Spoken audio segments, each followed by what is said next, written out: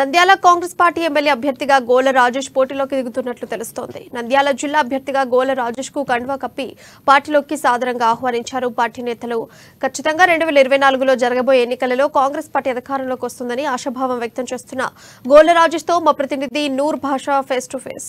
నంద్యాల జిల్లా నంద్యాల నియోజకవర్గంలో ఈరోజు కాంగ్రెస్ పార్టీ నంద్యాల నియోజక అభ్యర్థిగా గోల రాజేష్ పార్టీలో చేరడం జరిగింది.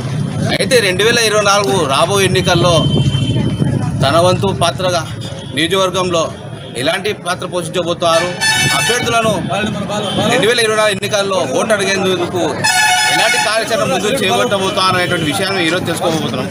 అన్న ప్రధానంగా చెప్పాలి, ఈరోజు కాంగ్రెస్ పార్టీలో నంద్యాల నియోజకవర్గానికి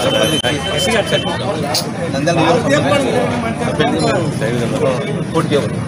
సో ఎన్నికల్లో పోటీ చేసేటప్పుడు ప్రజలను ఓటు అడిగేటప్పుడు ఏ విధంగా పోతారు, ఏ అంశాలు తీసుకొని ప్రధానం మీరు ప్రజలు ప్రస్తుతం ఇప్పుడున్న అన్ని పార్టీలు కాంగ్రెస్ పార్టీ నుంచి పుట్టుకొచ్చినాయి. తల్లి లాంటి కాంగ్రెస్ పార్టీలు ఎవరు ఏం చేయలేదు.